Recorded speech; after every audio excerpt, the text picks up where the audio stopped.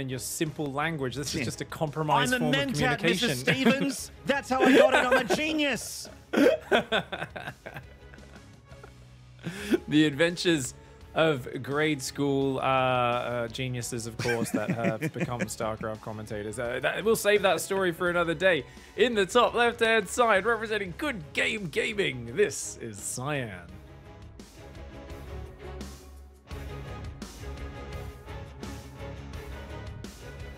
And in the bottom right here, from KZ Gaming in the blue, this is time. Hell, it's about time. Yeah, dude, Lightshade, good action-packed map to start off. Cyan not taking any risks with a gate scout, so he's going to go across the map, take a look around, have a little probey harass, and time. Not respecting the 12 pool Void Ray. You know what my favorite thing has been recently, Maynard? Terran's doing this crazy late 18 SCV scout they always do versus Protoss with zero fear of getting all in. They finally are so afraid of proxy Void Ray. You're seeing guys like Cure and all these super top Terrans and Hero Marines send a really fast SCV across the map to actually see if the Protoss is on one base or not before dropping their command center. Time, though, not a Terran of that school of thought. He's like, dude, I don't need to scout at all. I'm going reactor first. I'm going to have 1 billion Marines. That beats everything. Marines are the best unit in the game. Indeed. And a little bit of worker on worker action in the natural, and no dissatisfaction with that probe or the DSCV. Both of them disengage without too much other than just a bit of a bloody nose, you know, a little bit of a wrinkle. Nexus before Cybercore for Cyan, so an economic focus for him, and an economic focus for time going into the second barracks. Do we see double Reaper here? No, there's no gas saved up, right? Wait, why is there so little gas for time? Did he pull off?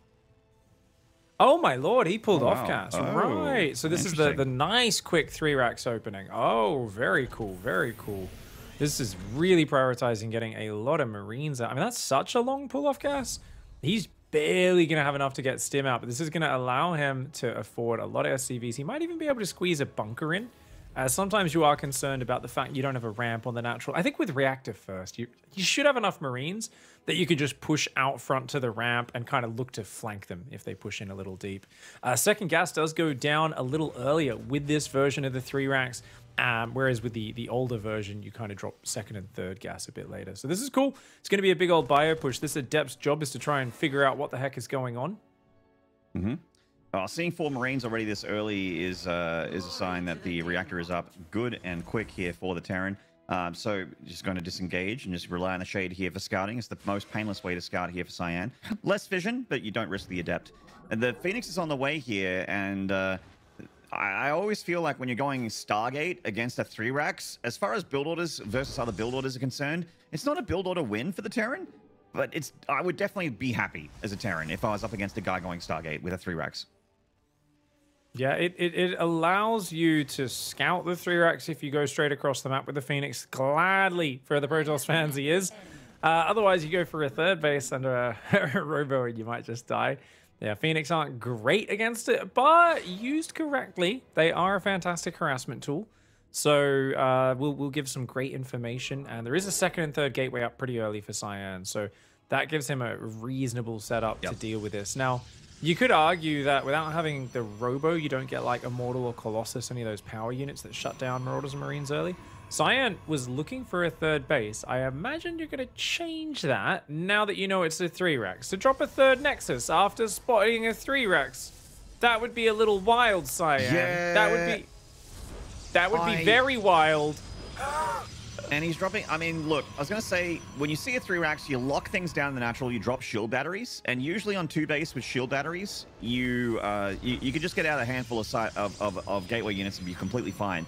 If Cyan manages to get like 2 or 3 shield batteries and maybe a backup pylon here at the 3rd base, which is a lot of minerals, but if he manages to do that, and that's where time attacks, I could see the Protoss holding here. It'd be dicey, but it could hold. Well, you know, he's cut Phoenix production at, is it 1 or 2?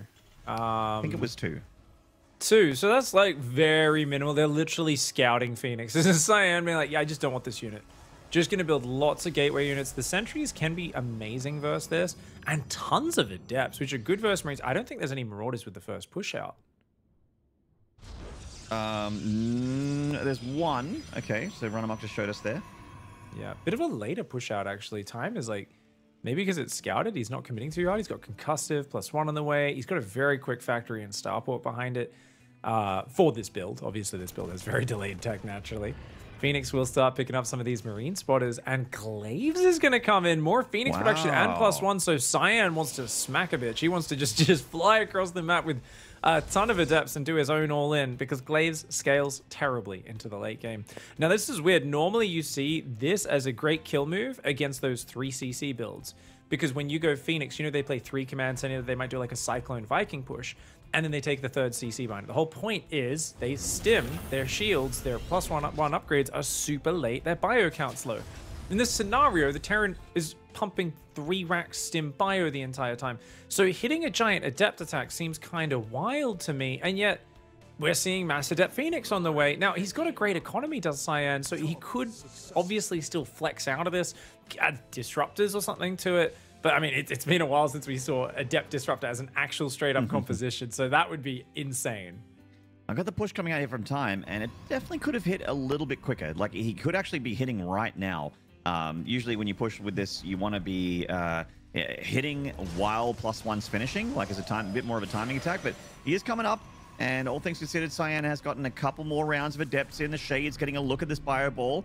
Time about to have a look at what's to defend here at the 3rd base. Is he scared off? Not bad. Good force fields. That's some good force fields to start the fight, right? And then I think he might just jump on it. Does he? Does he? Does he? Yeah, he's gonna. Oh, no. Oh, he baits a stim, though. I like the spready from Time there. The way he just kind of pulled his units apart. Does start his 3rd command center on location. Immortals and Phoenix are pumping on out for Cyan. Now, Cyan's composition, we talked about it not being the best long term. So this is kind of why at this point you go, okay, Cyan, Time is just going to keep pumping bio, adding tanks, adding upgrades, and like delaying the fight. And yeah, you got to transition. Robo bait is the choice. How fascinating. I mean, Cyan's got such a great economy. I think it's fine. But for me, the question is, when does he swap off Glaives into charge? And if the answer is never, hot damn, my jaw's dropping and going, you seriously just going to use the depths of the place as well? It's like, because they're kind of cool because they're ranged units, right? They work really nicely with force fields and Colossus because they don't run ahead of them, but they cost a lot more. They've got less hit points and they do less damage. Well, Cyan is definitely playing very interestingly here. Going to Blink next, just foregoing Charge completely. And Charge always, to me, just feels like objectively the better choice as far as complementing Tier 3 Robo goes. Provided, I guess, that you're not making disruptors. If he's just going like straight into disruptors here, the ranged unit is preferable.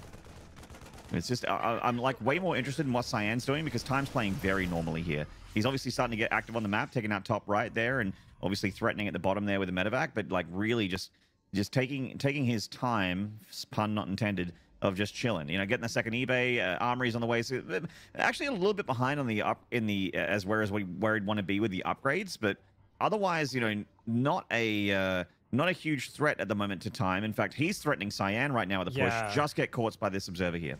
Well, this army hasn't developed in the last 3 minutes, Maynard. It's the same army as before with an Immortal and 4 Stalkers. This is not a Protoss army. He's been way too greedy. He's trying to get Double Forge, Blink, Range, Colossus. I mean, he's built extra Phoenix, which is cute for dealing with the libs. They can maybe pick up the tanks. He could give this base up. He cannot fight. There's no way.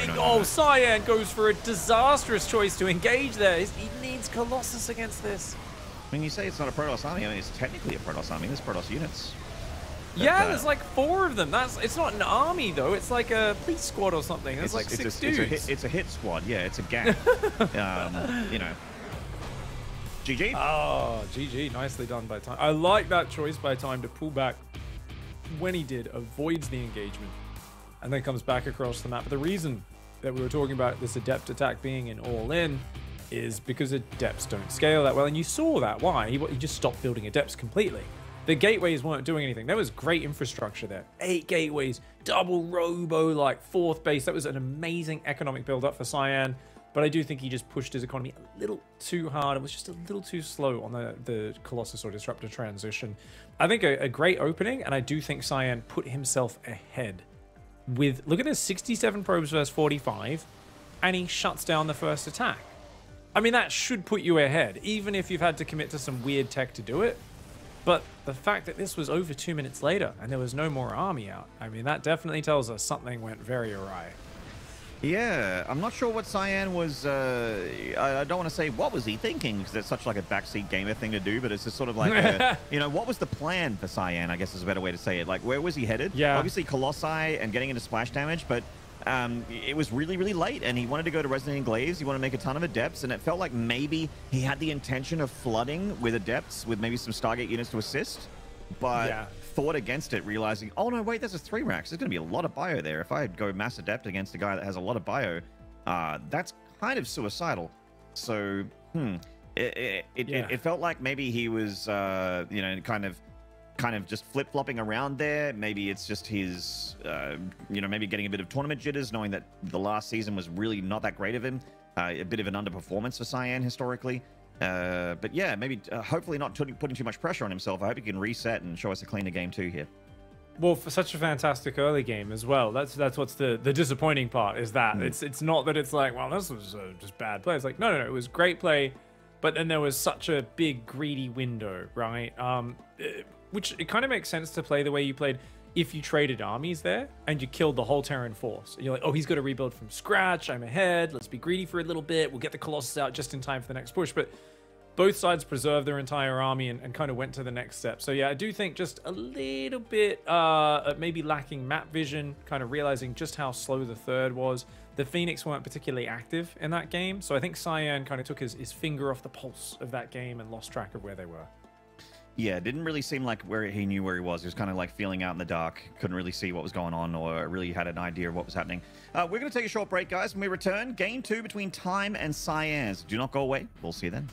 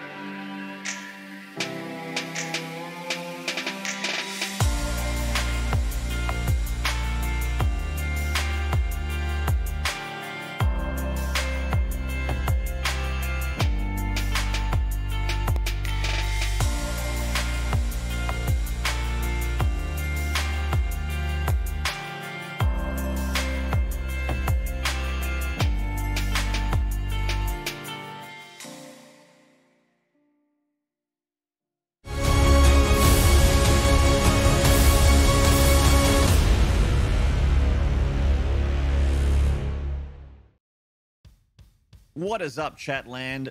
You absolute group of Chads and Chadettes. You are watching the DreamHack Masters Fall Chinese main event.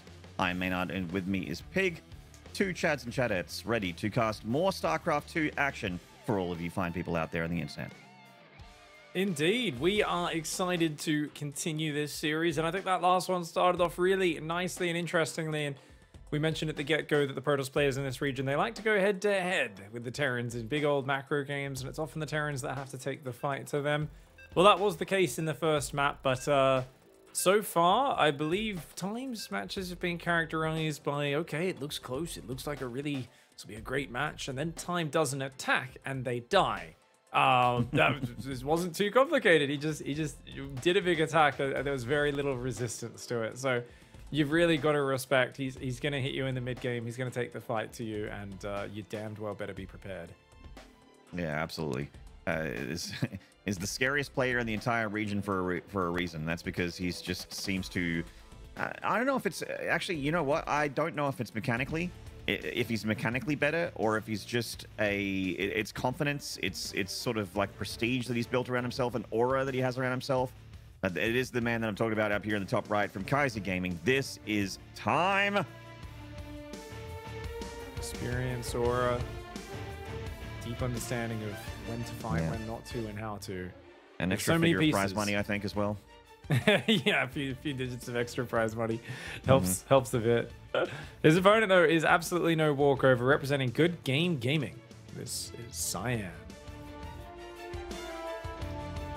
Same team as Taiwanese runner-up and previous champion Noise.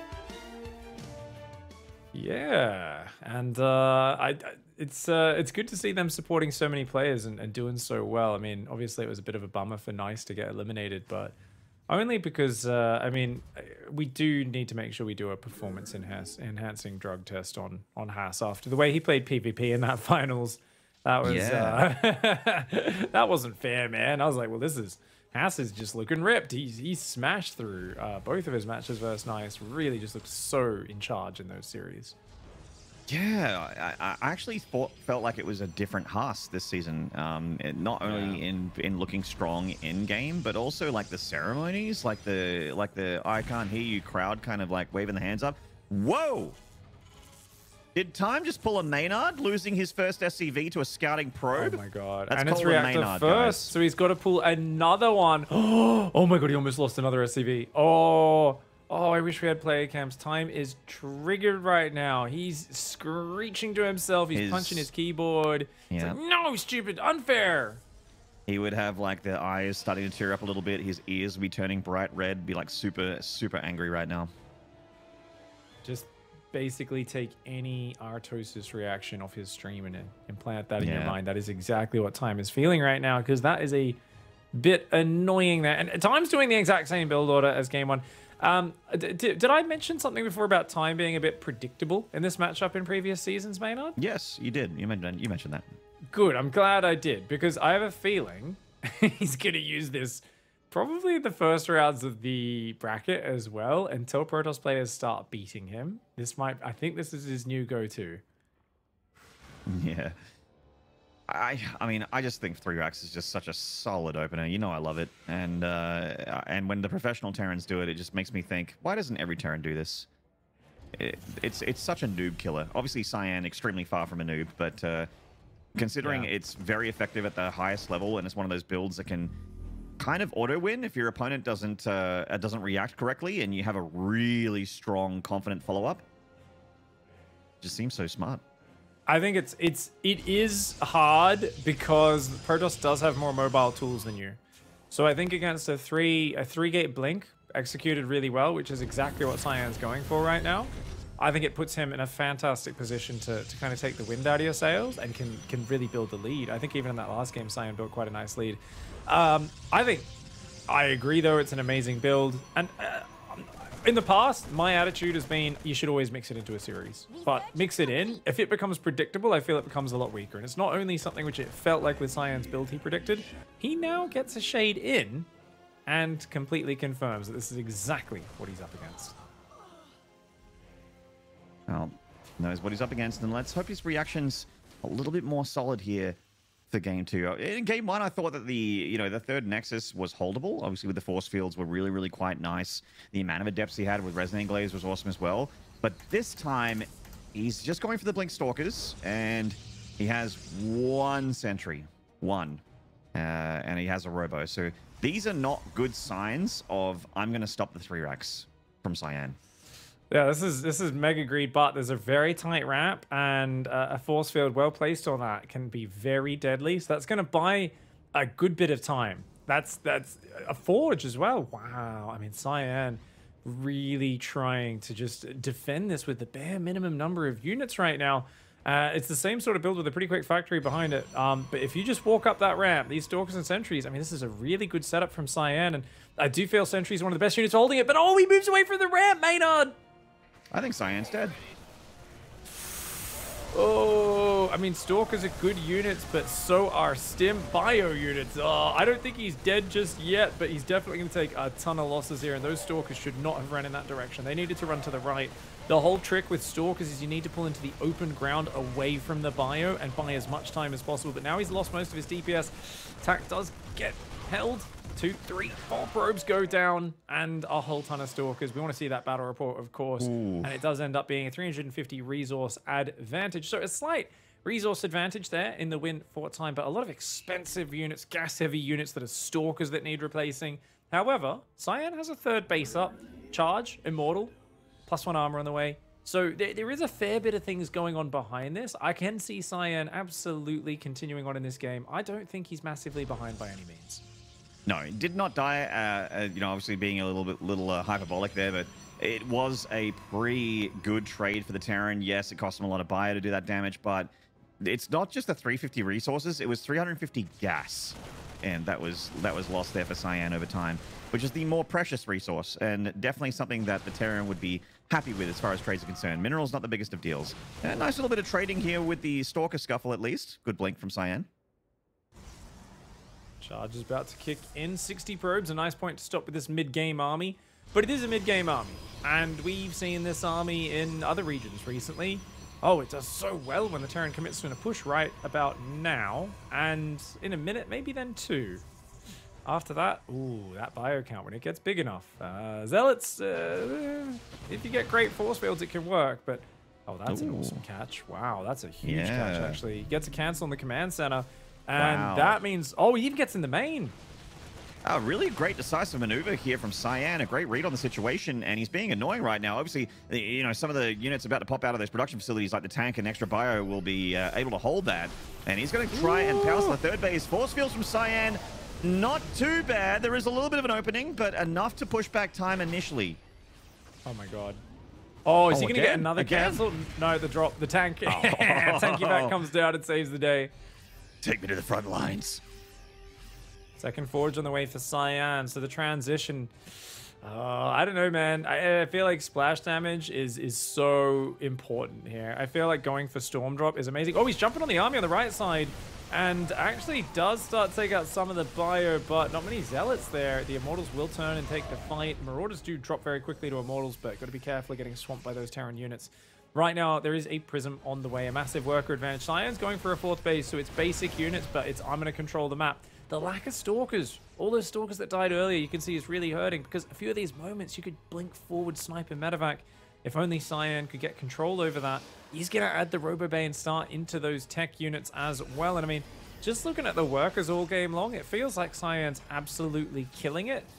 It's just that, I guess, bio, it scales pretty darn well. We saw what Time did in that last game, but the army supply is a lot closer this time around. And Charge instead of Glaive Adepts, obviously those are going to be units that are just better in a frontal fight.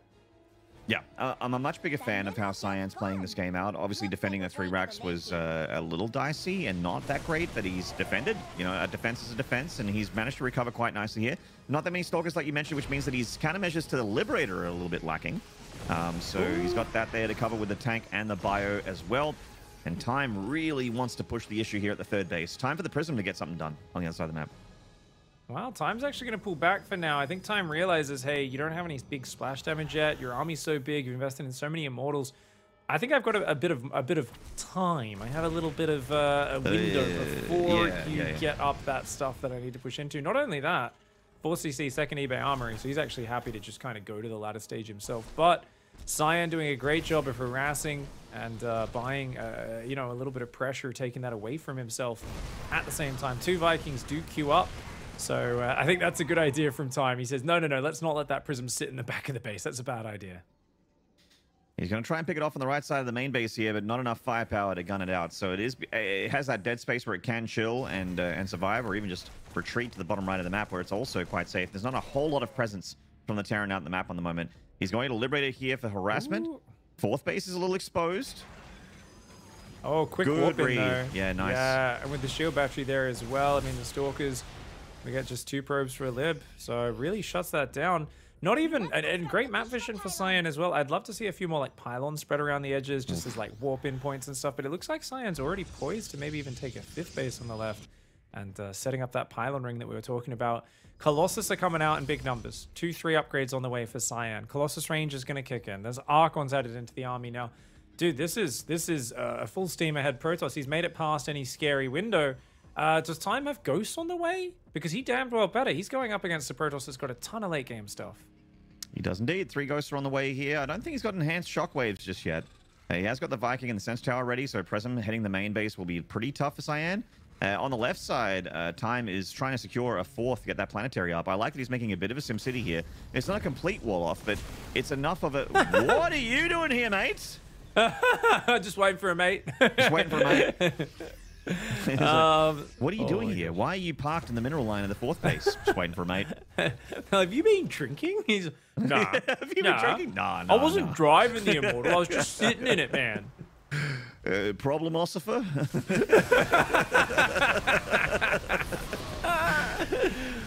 Oh shit. Oh my god. The tank does siege up Zealots on the right side at the same time. Lots of tanks. Tanks do not do well versus Zealots. Tanks and SCVs, prime targets there. The rally will come down and defend it, but dude, Cyan's all over this game. Pressuring all over the shop. There's still a Prism on the right side. Armies on the left. You got a 5th base going up here. Prism speed. DT Shrines kicking in. Cyan has all the pieces, all the momentum, and is in charge of this game. He's looking for damage on that 4th. Zealot's going to go in there. Prism heading into the main, but I think it's flying. Ooh, it dodges a missile turret in the main base. It's going to get into the back. Oh, Terran's the Sense Tower doesn't quite cover the right side of the map on this. On 2,000 atmospheres, really does sting. Oh, in come the Vikings. Can he get the Prism before the warp in? Yes, he can. But the Zealots are working on the Ghost Academy right now. Vikings need to land to try and save upgrade? it. No, that's such a tanky. It's one of the tankiest structures. The Ghost Academy actually has the highest hit points out of any Terran structure other than the Command Center at 1,250. So one of the few buildings that you can almost never snipe, the Ghost Academy. But nonetheless, I think a successful drop because it's minerals, kills some SCVs, you're keeping him busy. Time's kind of in his corner. He's got no information. He's not really gathering any data on what's going on out on the map. And what do we got? 4 more Archons, Disruptors. Archons are that unit that I'm always torn about because they're really good spread out in a big scrappy battle. And if the EMPs land on them at the start of the fight, they all just disappear. And you go, well, that was a complete waste of money. Cyan rolling through the left side of the map here. Going to try the issue at the 4th base. Time identifies it. The scan on the base. So he's sending a lot of his firepower from that low ground third where the Sense Tower is to actually join up with this ball of units and try and wrestle the Sense Tower away from the Protoss. Lots of Vikings and a good number of Ghosts as well with energy ready to fight. It looks like Time really wants to press the issue here. Ooh, okay, Stalker's trying to pull back there. The Colossus, big EMPs. Disruptors do come forward, though, and 2 of them do land, but only really taking out 1 tank. Archon flank on the right side. Immortal coming in there as well. The bio's starting to crumble. That battery overcharge is doing the work. Colossi are falling to the Vikings, but that's a lot of Immortals and Zealots coming on in. And that battery overcharge kept that Colossus alive for so darn long. Wow. And yeah, I mean, sure, Cyan is losing these tier 3 units. He's going to lose the Colossus. Ooh. No, he's not. Excuse me. Hot pickup for the Prism. I stand corrected. Don't you dare. I was looking at it. I was like, oh, wouldn't it be cool if... And I was like, oh, my lord. He did it. That's actually insane. Cyan defends that push. Takes a fantastic engagement. Trades totally okay there, considering he's up at base. I mean, Cyan's only on 75 probes, so it's not the economy that you can just trade lazily with. And Time, of course, is adding a 5th command center, but Time doesn't have extra orbitals. And that's always a problem, because if Cyan can get one of those, I don't even know what to call it. You know when someone has like 8 DTs? Yeah, that's what I'm talking about. Oh, he blinks on the bio, which is super dangerous, and you can see why. Time knows how to micro. You should always blink away, in that scenario Oh, unless you caught them by surprise. Oh, Ghost exposed on the front line there, getting pulled behind that little bit of a SimCity, which is getting punched open by these Protoss units with tons of firepower. Comes down to choke point, though. Time lands some EMPs, shoos away that front line of Protoss, and sets up the libs as well. Oh, Vikings and Marauders chasing maybe a little far. Oh, Cyan's not watching. Woo, Cyan, get out of there, mate. Get out of there. He's got to get home. Cyan taking some bad trades. Now, showing the DTs was rough, but you've got to wait with those DTs till you have more of them. I think this is the sort of situation, you've got so much map control as Cyan. The way you use this is you pull back your main army temporarily, you chill for a moment, and you go in with like 15 Dark Templar and you just one-shot a planetary. Because Time, if he loses a base in the near future, like he's not going to be able to keep up. There's a 6th base going up for Cyan. Cyan's got High Templar. He's got a lot of Immortals still building in his army, so he's really prioritizing their Marauder slaying ability. Very, very cool to see, but Time is weathering the storm. And the longer this goes, the more I feel the more experienced Terran veteran is probably going to be the favorite. Yeah, late game is really where Time is going to shine, but he has to get there, and will Cyan let him get there? I mean, his army's rotating, but it's through a sense tower. Time's meeting the rotation with his units. Oh, tanks aren't siege. He's not ready. The libs are also on the far right side, so they're not part of the battle. The DT forced on the left side, going to go on top of that planetary. Yeah. Fast That is a from very Time. nice move. Blinks to try and get out of there. The Bio does not manage to catch the DTs, and that forces the planetary to be delayed. The Stalker's going after the libs. This is perfect usage of the mobility of the Protoss units and taking advantage of these siege units that can't be everywhere at once. Tanks Liberators seem amazing, and they really are. But Cyan is using their immobility against them and says, I'll just fight where you aren't right now. I'm just trading off small numbers of units. My DTs are wreaking havoc on you. DT's trying to come in from the... Oh, is he going to jump on the tanks? Oh, this is wild. All right, Cyan coming with the DTs on the left side. They all get EMP'd, the Dark Templar, so they are going to be detected and can fight back, but they've got pretty decent DPS as it stands, and they are just rolling through this third base, which just gets annihilated, and Cyan winning game 2, pulling his socks up for the second game of the series. Ooh, remember this all started with him going of defending the 3 racks with the ramp, with the force field. Is it not coming? And he kind of freaked out. We thought he was going to at least fall far behind, and he manages to claw it back. Cyan, though, looking really good in the macro game. This is something you always got to remember about Cyan. PvZ as well. Like, I remember watching, I'm like, how does Cyan win PvZ? Well, he builds a nexus outside your base because he feels like mining your side of the map, builds cannons and batteries there, and has High Templar spread across 80% of the map. He is a very unique Protoss player who plays his own special kinds of macro. And despite this snafu here, manages to salvage this situation so damned well. Yeah, it also felt like he blunked the wrong direction there, like going deeper into the left side of the third base where he didn't really have anywhere to hide anymore with those Stalkers. The follow-up from Time got super deflected there. That was a very good fight for Cyan. Initially, this looked good for Time, but the super battery, and I mean, to a lesser extent, the Disruptors getting that tank. It actually felt like the Disruptors were a giant liability here for Cyan. They came forward and just kind of got A-moved into the ball of bio, so, you know, not great control. But the super battery kept his front line alive, kept it healthy, and then Time taking a few bad trades and definitely taking a lot of damage from the DTs, and every Colossus swipe doing him damage here. Well, it was one of those crazy commitments from the Terran where he got such good EMPs, he said, yeah, I'm going to kill you now. I EMP'd your entire army. But Cyan luckily had all of his Archons on the right side of that integral defense of the 4th base, right? All the Archons kind of came in afterwards. So you're like, oh, that's where all the Archons were, which, you know, would have been worse off. Because he actually literally exhausted the shield battery healing, 3 shield batteries and an overcharge once they were dry. And yeah, it kept the Colossus alive long enough. So many Immortals and Archons. And what a curious style. The double forge, like 6 Immortals, 7 Immortals in some of those fights just coming in. And whenever they close and actually get in range of tanks and Marauders, they disappear so fast. Sometimes as a Terran, you're up against Stalker Colossi, your tanks are tanks. They're not dying. You're like, yeah, I can kind of pull my bio behind it against that sort of army. Your tanks disappear the moment the Protoss is on top of it.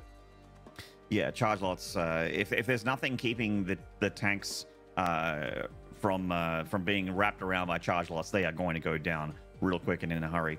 And as it stands, we got both Time and Cyan 1-1. And none of these series have been a wash, at least score-wise. I feel like the Game 2 and Game 3 were pretty one-sided romps for Time, at least after a certain respect when he played against Wanted. But his Game 2 against Cyan was definitely the closest match we've seen today. So really exciting. They're on 2,000 atmospheres. And I think Romanicide is map number 3, if I'm not mistaken. Yeah. I have a terrible memory. I can't really remember, to be honest. Probably I'll go with you. Production so says yes. Awesome. Production's so good. Always got our back. And that could be a map for a big old macro game. Definitely one where I always think about Phoenix on that map. You know, it's always about air control a lot of the time. Not every single game, but definitely so much dead space. It always is a problem for Protoss players. They need to have fantastic Blink Stalker management if they're going to try and defend drops from all sides. Whether it be Widow Mines and Hellions in the early game or drops just hanging in the dead space and saying, oh yeah, we're just going to come in. You never know when.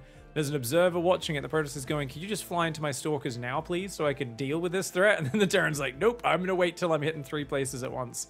So it's a map where that plays into it in a big way. If Time does the 3-Rex again, I'm going to be scathing. I'll be like, dude, you can't do that, man. That's on this map. Not a good build, number 1, because it's a long rush distance, crappy ramp to attack up. Number 2, third game in a row, that's not good Terran play. Terran is all about surprising your opponent. It's all about coming fresh, new build orders. Look at Maru, look at TY, look at Clem. They are always changing it up, mixing things up so their opponents don't know what to expect. Yeah. Don't be predictable is, I guess, the name of the game a lot of the time when you are up against a player who can really punish said predictability. And this guy is definitely that guy. One of the good game gamers from Good Game Gaming. He is Cyan. One of the greatest gamers of all time.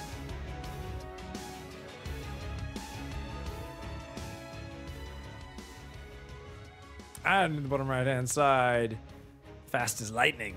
This is Kaisi Gaming's Time. Time is inevitable. Time defeats all things. It wears them down. It is the insidious enemy, or in this case, the very in-your-face enemy that runs in with Stim Marines and ends you very quickly, but definitely one who we'll have our eye on to see. I mean, we haven't seen any early shenanigans from Time, but also Cyan's been very respectful with the early probe scout and harass. So kind of understandably so. Like, hey, this guy probe scouts every game. I don't need to do any cheeky one-base shenanigans, no proxy racks. It's not going to catch him off guard.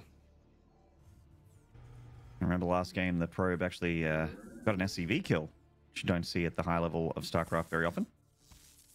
Yeah, always got to pull an SCV immediately when this probe comes in.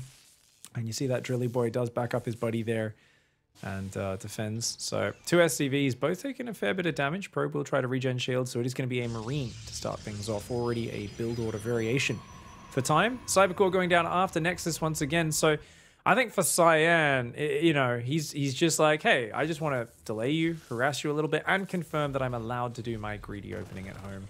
I do enjoy this way of playing as Protoss. I think it's a very solid way, rather than, you know, some of these guys do play a little bit more blind, and that's where the cheesy proxy rack shenanigans do sometimes catch them off.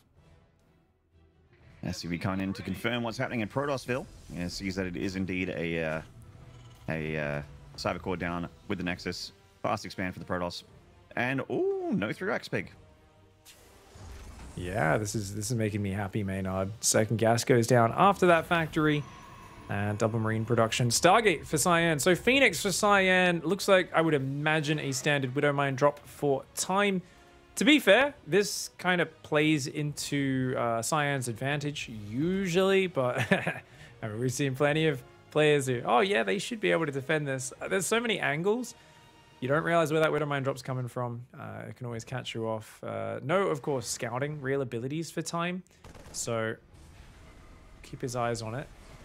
And Widow Mines do start up. Starport goes down. We're, of course, seeing, well, if he goes Tech Lab and Cyclone, maybe he's just trying to blindly prepare for the Stargate, but not going to be the case. And the Adept, of course, doing that just good constant shading, looking around, seeing what can spot. And an Oracle to start, in fact. Well. All right. So straight into Oracles here for Cyan. And what does that lead him to do? Like, I mean, obviously with the Oracle, you're going for mineral line harassment, scouting, that sort of thing. But it does mean I feel like you're not as safe against Widow Mine drop as far as build orders is concerned. I'd much rather have like a couple Phoenixes for something like that. Ooh, hello, Proxy Pylon.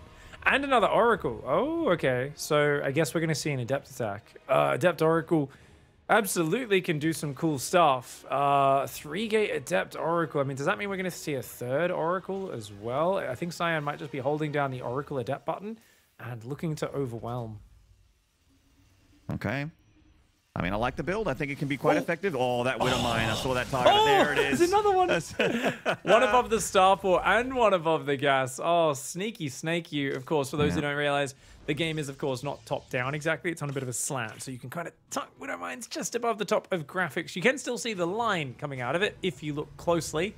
But Cyan there, running away from the one on the starport, ran straight into the one behind the refinery. And that's a great start there for Time, who now has no incentive to move those Widow Mines across the map. Is like, yeah, you'll probably be building Phoenix after this. Even sees the second Oracle, and a whole bunch of Adepts looking to come in.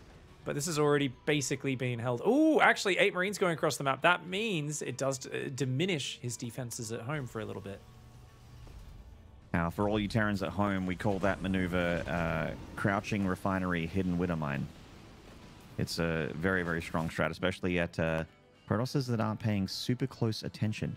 No Resident Glaives on these Adepts, by the way, so it feels like this is the most holdable version of this. Obviously, without the 2 Oracles, the firepower from Cyan is not amazing, but the bio is at home. The Shade actually cancels. Yeah, Cyan rethinks this. This has not worked out at all for Cyan this opening. And having still committed to 9 Adepts, is like, can I please do some damage? And the answer is no, not at all. You can't. I mean, those Adepts are going to be such bad units. Don't make Glaives, whatever you do. Don't do that. Cyan's just like, oh, this is like more than 2 Nexi worth of units. I got to do something with him. Oh, I don't like the chances of this. Going up to 8 gateways here. I mean, the thing is, last time he did this, he still fully saturated his third and took gases there. So he's adding upgrades, you know, he's trying to get to that next step. Of course, the +1 does help the Adepts kill the Marines if they don't have the armor upgrades, especially pretty quickly. 9 gates. So, okay, he's got to stop probing right now and just go all in. But there's no Phoenix to control the medevacs. So that's the problem, is you can't really shut down this harassment at all. I don't know how this works for Cyan. For me, it feels like it's wait for Terran to move out to take the third, jump on top, and kill them. Guess what? Time doesn't have a third. So unless you're able to handle the 2 base all in and jump on that, I don't know, 4th Nexus on the way for Cyan. I don't care how many Adepts you have. If that bio ball gets big enough, it's just going to outperform almost any number of Adepts, especially now with Widow Mines coming in. Widow Mines destroy Adepts. Look at this little choke point he's made here. And the Marines right in the middle of their structures. It's being annoying. It is obviously stimming around. That pylon's powering quite a bit. Okay, Glaives does finish, thankfully. But still depowers 5 gateways. And oh my lord. That's such huge depower. Well, he's got a Tasteless, a Caldor, and a Wolf now, so it should be okay. That's a big army coming down the right side. The Adepts haven't even noticed that he's been so busy with this. And this looks like Time just getting in on top of this base. No shield battery. Going to depower the cannon as well. And is going to take out that. There's a 4th up. The Adept counterattack's going to go in. Let's see what it can do on the other side of the map. Well, Time has put a lot of his units on the other side of the map, and the Adepts are starting to rule the roost here in the natural. A lot of SCVs are about to go down. Time mass repairing a bunker that has nothing in it. They might as well. Oracle. Gets the Oracle, yeah. Stasis trap. Oh, the Marine redrop in the main is tearing him apart. Adepts do almost no damage to Marauders. They do pretty good at killing Marines, and there is a lot of them. They outnumber this Terran army. Watch the hot pickup and the boost out of there to dodge. Oh! And, okay, Adepts try to warp it in the main. The Adepts do shade on top, or at least some of them do, but only some of them. Looks like this army's going to be cleaned up. Cyan will hold on and still have 3 Nexi available, but 20 probe losses is going to severely hamper any efforts into the next stage of the game, because similar workers plus 3 orbitals, way better for the Terran. Not to mention, what have we been talking about this whole time? There ain't no good units for Cyan. These are Adepts. They're an early mid-game unit at best. Normally an early harassment unit, and even the tank gets out. And the, yeah. And then the medevac pilot blares speakers out to the Adepts underneath it saying, "You come so far, but in the end, blah, blah, blah, blah," from the Linkin Park song. Well done on that medevac. Every flying unit needs to have speaker systems in it. Every chopper has it, and it's important for enemy morale. This is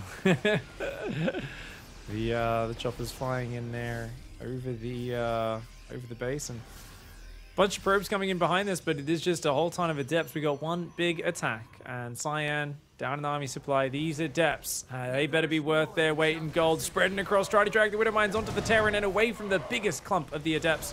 But that is a lot of Terran units, and notice they try to stutter step away from the adepts a little bit. Adepts not the most mobile unit. They are clearing a lot of the Terran so far, so not a bad trade to begin with, and there's a lot more adepts coming in. Oh my god, is this actually gonna work?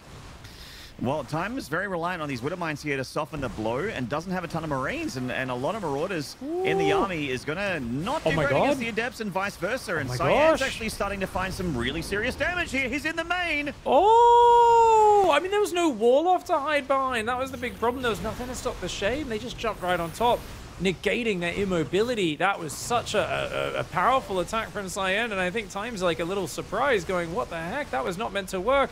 Down to 10 workers. He's lost everything on the natural and third. And Cyan, we thought he was out of this game. I think he thought he was pretty desperate as well. No doubt he did. But damn, what an amazing, just, he had that attack needed to do stuff, because Cyan's follow-up involved nothing. 48 probes and no tech, just +1 adepts. But the adepts are going to do it. Apparently, that's all you need. There's not many Marines, as you said. Marauders don't do that much damage to adepts. They do tend to beat them, especially with 1 or 2 big Widowmine splashies. The medevacs are trying to heal as hard as they can. But the thing is, you need to crush this fight because you're so far down in SCVs. Instead, it's working out to be a trade. Time does win that trade, actually. Wow, look at the army supply. That was pretty convincing. I was about to mention that while Cyan is finding damage and critical damage with these adepts, especially economically, the army of Time just gets bigger and bigger and bigger. And while Time is absolutely crippled and there isn't really a whole lot of a chance of a late game here, there is a world where this counterattack of Time, especially if Widowmines connect well or if you can get those libs into the mix, there's no damage, right? Yeah, there's just no damage. How do you even kill a Marauder with this armor? They don't do damage to armored units. Yeah, he's got the 1-1 upgrades on these Marauders. Oh, he's fighting in the lib range. No, these libs getting some shots off on the adepts. The lib range is doing so much damage to these adepts here. Cyan, he just has nothing at home. Oh my god, just when we thought he'd got it back. And then look at how bad they look. They look so okay, so good in one fight, and then so bad in the next. Where the Marauders tanking against them, just ignore them. They do so little damage. They attack so slowly. The Liberators, of course, I mean, there's no answer to the Liberators, because even if you make Stalkers, well, guess what? Marauders kill Stalkers very fast. Adepts aren't going to be able to cover them. There's just no transition behind it. Needed to get out some Immortals or something. Something with some firepower. But wow, what a wild game. And we're finally back here casting China, Maynard. That's what this game tells me. I have not seen Cyan get so close to beating Time in a very, very long while, and this is absolutely momental. I actually think that, you know, Cyan showed us probably the best he could do here against Time after a bit of a weird start in game number 1.